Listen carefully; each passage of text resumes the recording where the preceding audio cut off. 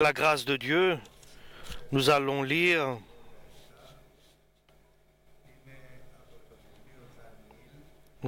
du livre de Daniel, le prophète Daniel,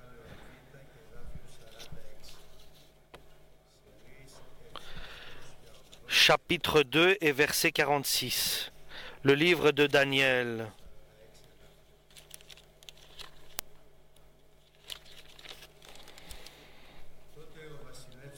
Alors le roi Nabuchodonosor se jeta le visage contre terre, rendit hommage à Daniel et ordonna qu'on lui présente des sacrifices et des offrandes de parfum.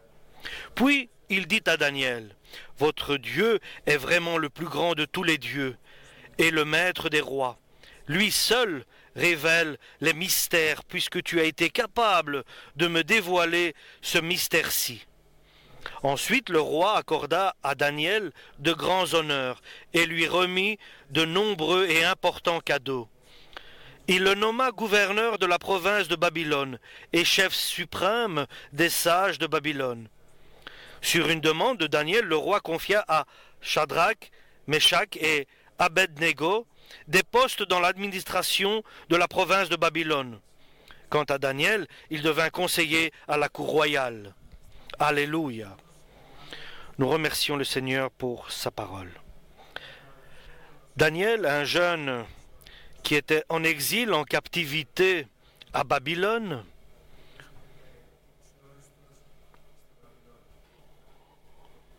là, un enfant, sans avoir une éducation et une force spéciale,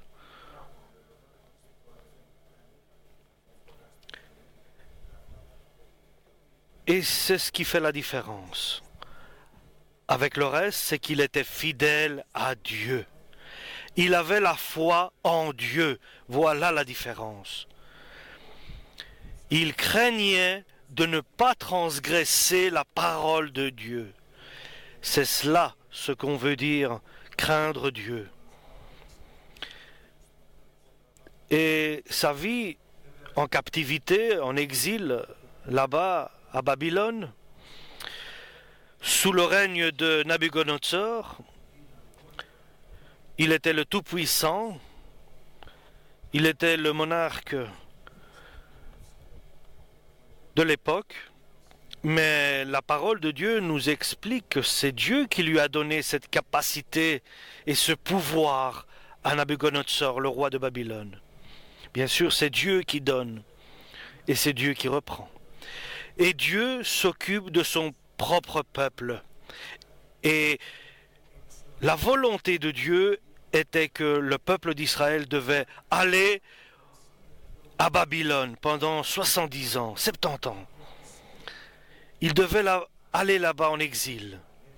Mais Dieu a de bonnes résolutions pour son peuple, mais il utilise cela car il faut qu'il le fasse. Il veut faire revenir son peuple de l'idolâtrie où il était tombé. Et Dieu permet cet exil. Et Dieu a donné entre les mains de Nabuchodonosor tout pouvoir. Et il lui a déterminé son cœur pour un instant bien précis, un projet bien déterminé. Et à son peuple, il l'a amené à Babylone, en Chaldée. Et dans les 70 années qu'ils étaient là-bas, Dieu n'a pas laissé son peuple tout seul. Dieu a de bonnes résolutions pour son peuple et il pense à tout. Il prend soin de tout. Et il le fait pour le bien de son peuple. Et ce que Dieu permet dans notre vie, il le permet car c'est nécessaire, c'est pour notre bien, car il est celui qui est prévoyant pour nous. Et le peuple d'Israël était dans l'apostasie, il s'était éloigné de Dieu. Mais Dieu avait préparé ce projet pour les ramener près de lui. Et avant de les envoyer en exil, il a envoyé son serviteur Daniel. Et il n'y avait rien qui le différenciait des autres, seulement sa foi. Et nous voyons maintenant Nabuchodonosor. Tout le monde tremblait, toute l'humanité tremblait devant lui.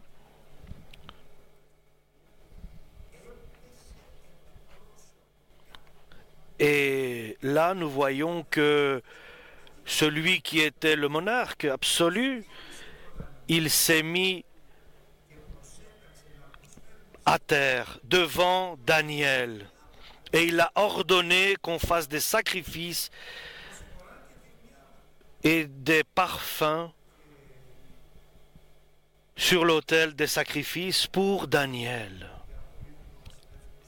Et le roi a dit à Daniel, il est vrai que ton Dieu, Daniel, est vraiment le Dieu de tout l'univers.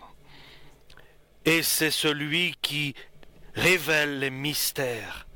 Car tu as su révéler ce mystère-là. Alléluia. Nabuchodonosor n'est pas fou. Il est conscient de ce qui se passe. Il est étonné et stupéfait. Et il est émerveillé du Dieu de Daniel. Car il fait des grandes, de merveilleuses révélations. Comment Nabuchodonosor est-il arrivé jusque-là? Comment Dieu peut-il arriver à faire à ce que ce tout-puissant personnage, monarque, puisse se mettre à genoux devant Daniel? Et Dieu fait ce qu'il veut. Il est notre Créateur. Et pour ses serviteurs qui restent avec fidélité à Dieu et à sa parole éternelle. Et tout a commencé par un rêve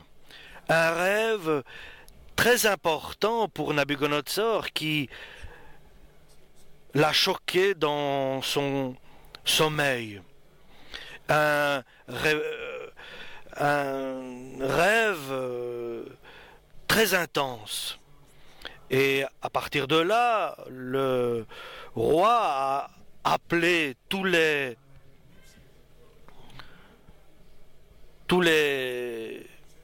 sages et intelligents du royaume. Et ils ont dit que cela n'est pas possible de te donner l'explication d'un rêve que tu ne donnes pas. Ils demandent l'impossible. Quelqu'un l'a mis à faire cela pour recommander les enfants de Dieu. Il demandait donc qu'on lui dise le rêve qu'il a vu et qu'on lui donne l'explication de ce rêve.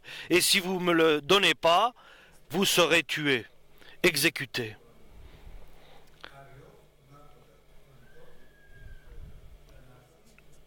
Et il a donné l'ordre que si ceux qui étaient les mages de son royaume ne donnent pas l'explication et le rêve qu'il a vu, il commencerait à les exécuter.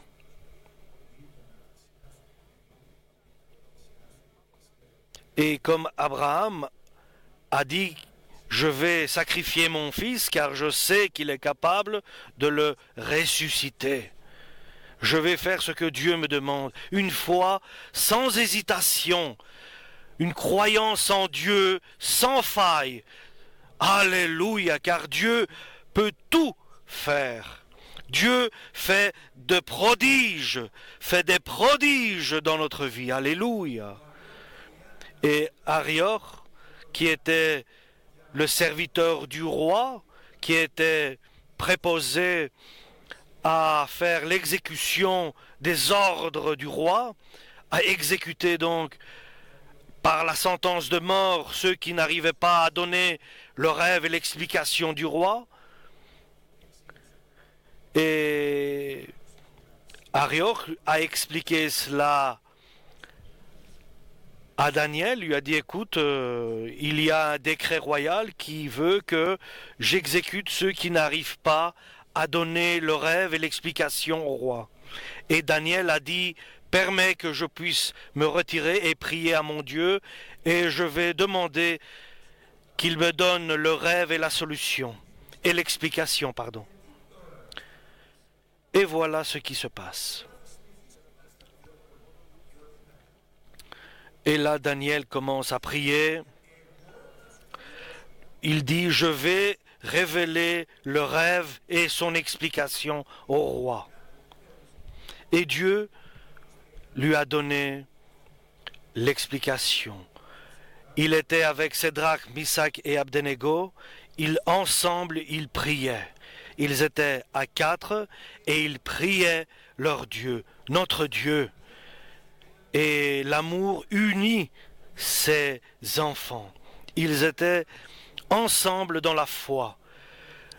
Et il leur a expliqué ce qui se passe. Et il leur a dit que notre Dieu, il est capable de nous donner le rêve qu'a vu le roi et nous donner aussi l'explication de ce rêve. Et bien sûr, cela, pour certains, c'était la peine de mort certaine, parce que avoir une foi pareille, que Dieu révèle le rêve du roi et son explication, n'était pas facile à avoir la foi en cela. Et pour nous, je peux dire que quoi qu'il arrive dans notre vie, quoi que problème, ne regardons pas la dureté du problème, mais ce que Jésus va faire pour le problème que nous subissons ou traversons. Car Dieu a de bonnes résolutions, il a de bons projets pour les siens. Et nous sommes obligés de nous soumettre à la parole de Dieu, indépendamment de la situation que nous traversons. Car la parole de Dieu, chers frères et sœurs, est la force de Dieu qui donne le salut à ceux qui ont la foi en lui. Et Daniel sait très bien que pour Dieu ce n'est rien cela, car il est le Créateur. Et cela est facile pour Dieu de donner le rêve qu'il a déjà donné à Nabuchodonosor. Et il peut le refaire et le redonner à Daniel et donner l'explication. Et Daniel et ses compagnons ont jeûné et prié. Et Dieu a donné à Daniel le rêve qu'a vu le roi Nabuchodonosor et son explication. Et aujourd'hui, je voudrais vous donner un message, chers frères et sœurs.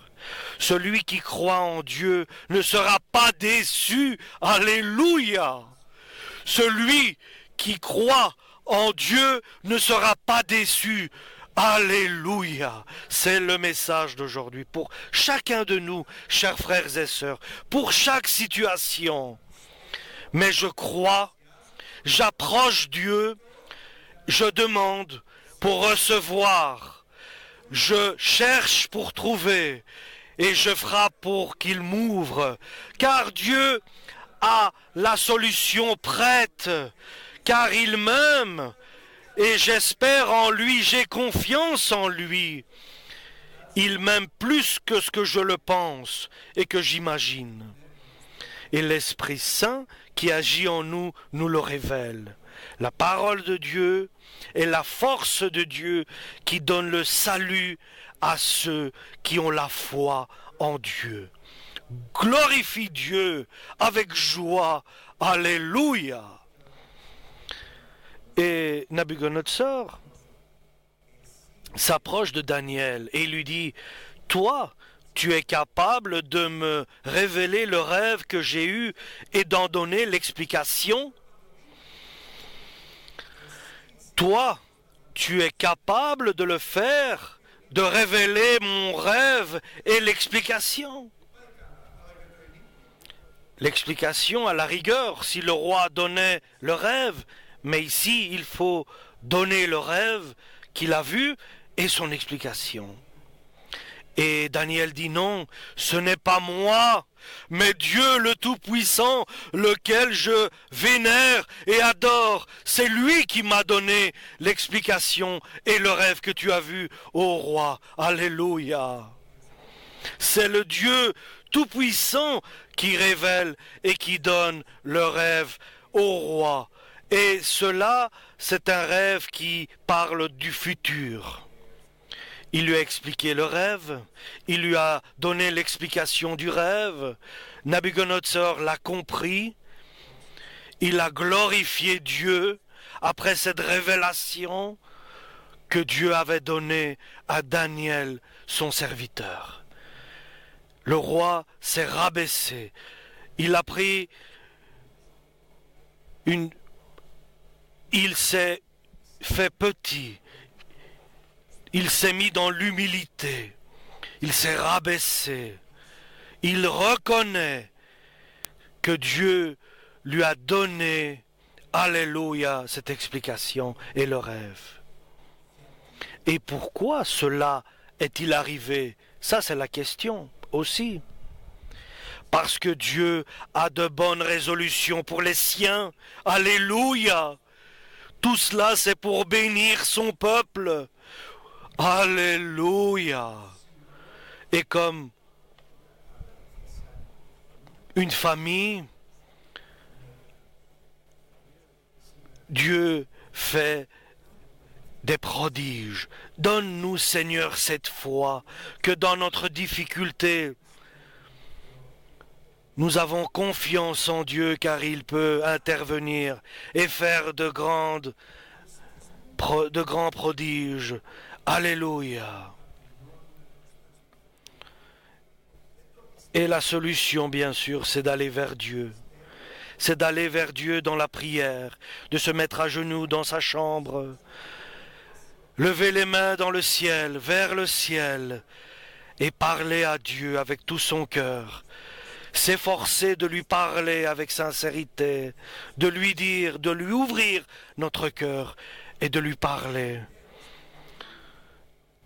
Et être unis avec Dieu dans la prière.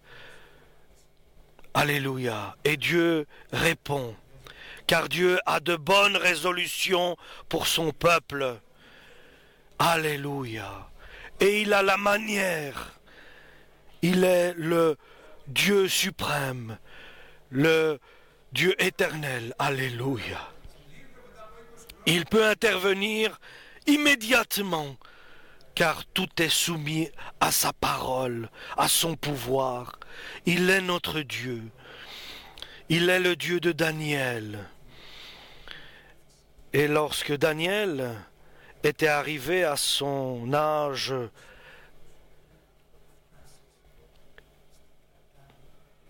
qui était précis pour Dieu, Dieu intervient.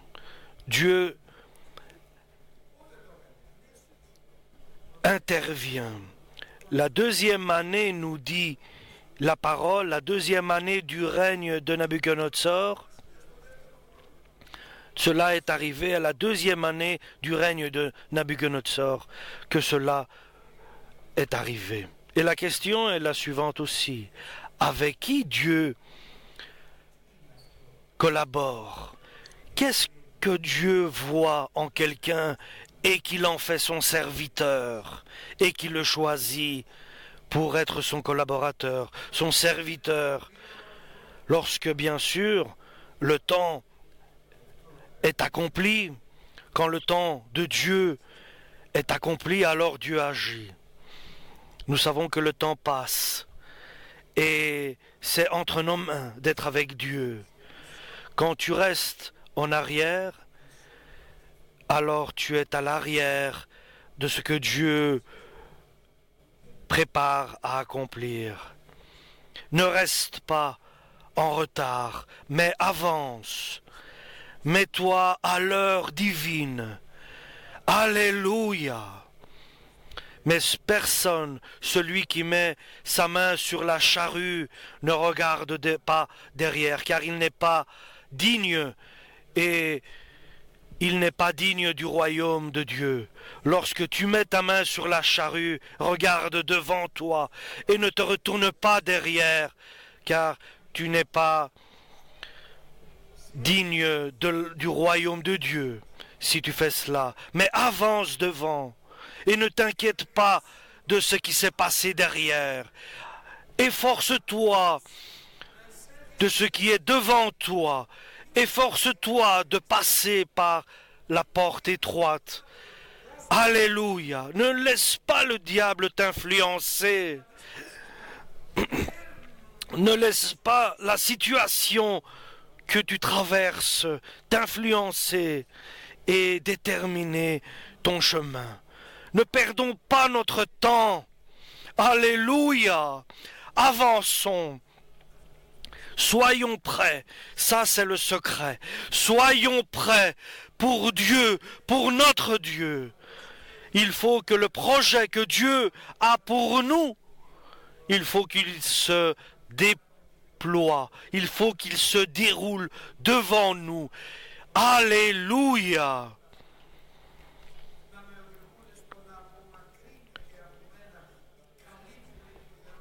Aide-nous, Seigneur, à faire ta volonté.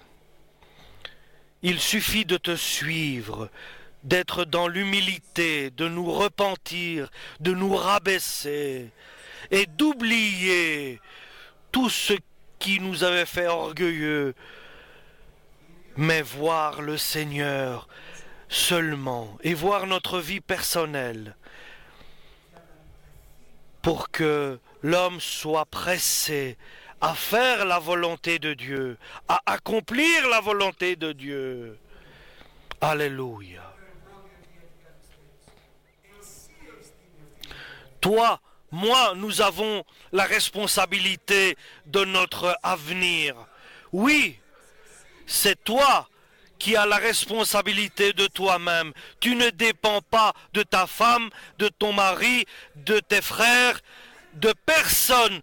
Tu es dépendant, mais de toi-même. Alléluia.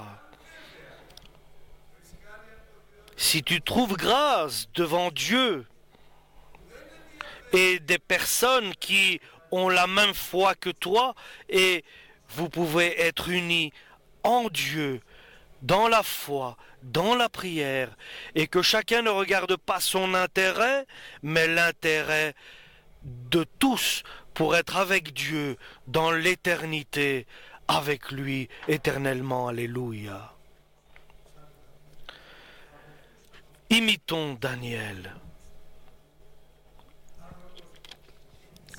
Serviteur de Dieu qui n'hésite pas.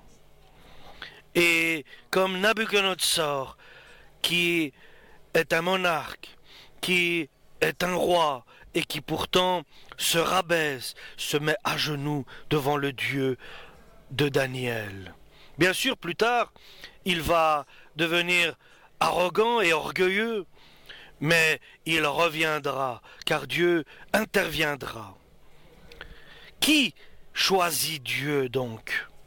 D'abord, ceux qui sont humbles, ceux qui sont petits, ceux qui sont prêts à pardonner, ceux qui sont à patienter, qui ne recherchent pas ma justice sur la terre, mais je veux Jésus, c'est lui qui est ma justice. Il est consacré à Dieu, il est humble et qui savent que sans Jésus, ils ne peuvent rien accomplir. Et à la suite, des fidèles à Dieu, qui ont la fidélité, qui ont l'obéissance à sa parole. Alléluia. Dieu n'est pas quelqu'un, un Dieu qui fait des discriminations et qui fait des différences entre les personnes. Mais il a choisi, il t'a choisi, il nous a choisis, car il a vu notre cœur. Il a vu la sincérité, l'humilité et le pardon qu'on fait. Alléluia. C'est la caractéristique qu'avait Nabuchodonosor. Il comprenait, il se rabaissait, il comprenait que Dieu était celui de Daniel, était le vrai Dieu. Qui est donc l'homme que Dieu choisit? Celui dont Dieu reconnaît qu'il va lui être précieux dans son œuvre. Et celui dont le Seigneur reconnaît qu'il va être son serviteur obéissant à son œuvre. Une personne simple dans sa gloire, une personne humble dans sa force. Nabuchodonosor, utile, efficace dans l'œuvre de Dieu pour son peuple d'Israël. Il sait faire la part des choses et il voit la vérité, il reconnaît la vérité, il est conscient de la vérité et il n'est pas influencé par des sentiments. Il sait voir la vérité en face et la reconnaître et l'apprécier et glorifier la vérité, le Dieu d'Israël. Et quelque chose d'autre qui est très important, il était le temps que Dieu avait besoin de Nabuchodonosor pour son œuvre, pour ses projets, pour ce que Dieu avait préparé. Et Dieu avait besoin de Nabuchodonosor et de Daniel son serviteur. Alléluia. Car un grand changement va arriver.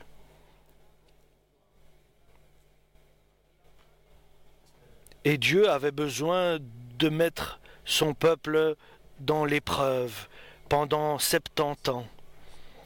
Et il est bon de savoir que Dieu a besoin de nous, qu'il puisse nous utiliser à son service. Nous ne savons pas en quoi, mais il va nous le révéler. Nous ne savons pas comment et nous ne savons pas quand, mais aujourd'hui nous devons savoir une chose. Les jours, ce sont les dernières. Dieu a besoin de toi. Que tu es jeune, grand, petit, fort, faible, mais Dieu a besoin de nous, a besoin de toi, de moi. Dieu a besoin de personnes qui sont humbles, qui savent pardonner et se rabaisser. Aide-nous, Seigneur, à ressembler à ceux-là. Il est très important de comprendre combien Dieu a besoin de nous. C'est pour cela qu'aujourd'hui nous sommes ici pour l'adorer, le vénérer, car il est notre Dieu. Il a besoin de nous comme nous avons besoin de lui encore plus. Alléluia. Amen. Nous remercions.